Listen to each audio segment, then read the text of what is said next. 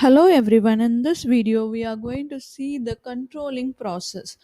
Before moving on to the controlling process or the steps involved in controlling, we should know what is controlling. So controlling is nothing but it is a function of management, and what happens in the controlling is controlling measures the deviation of actual performance from the standard performance. So in the process of controlling, we are measuring the deviation between the actual performance and the standard performance and analyzing the reasons for such deviations and taking corrective actions to rectify those deviations to accomplish the standards fixed in future.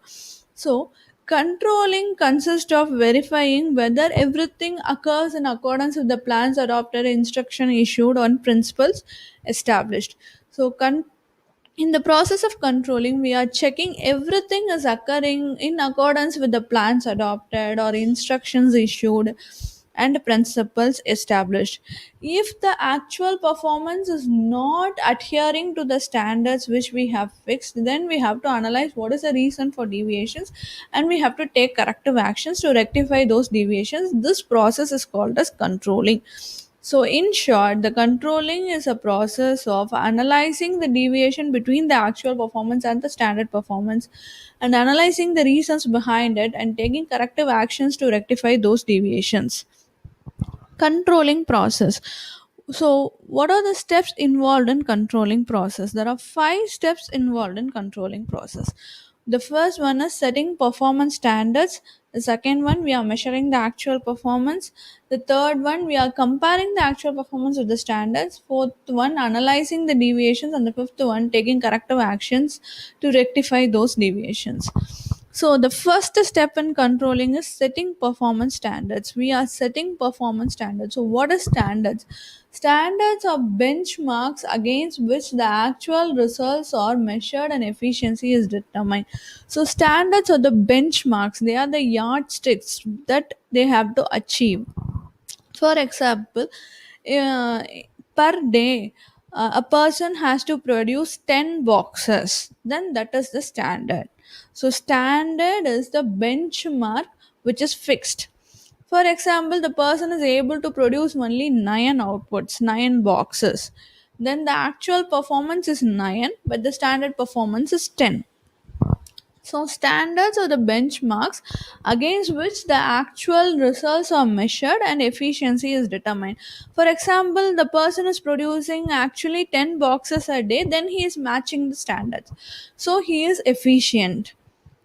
For example, a person is producing 11 boxes a day, which is not possible, but in some cases, if he produces 11 boxes a day more than standard, which is well good. So, standards can be fixed in both quantitative and qualitative terms. It can be in quantitative or it can be qualitative, like measuring the impact of goodwill or the motivation level of employees. So, that is qualitative aspects.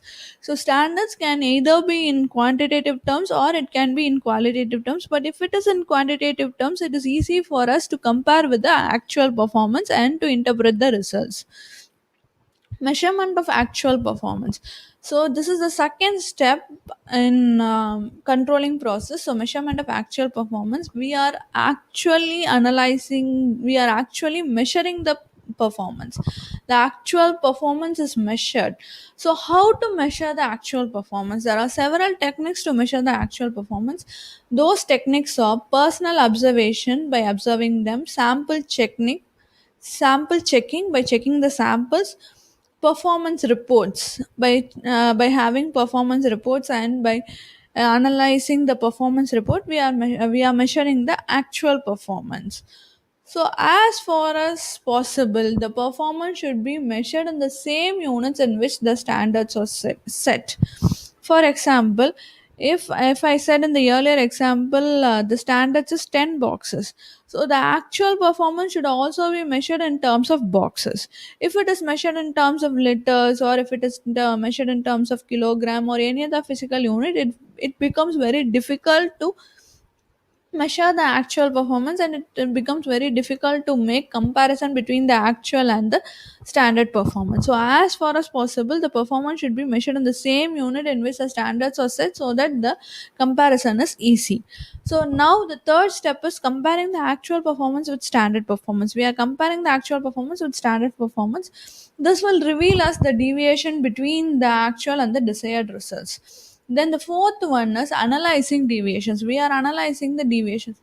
Definitely in all the activities, some deviations are expected, but we have to see whether these deviations are within the acceptable range, it is within the permissible range, and we have to say these deviations is happening in the key areas or non-important areas or non-significant areas. If the deviations are happening in the key areas, then the attention is required urgently. But if it is required in the insignificant areas, then somehow we can ignore that. If it is an insignificant area, we have to give most of the attention to the key areas, and if the deviation is within the acceptable range, we can leave that.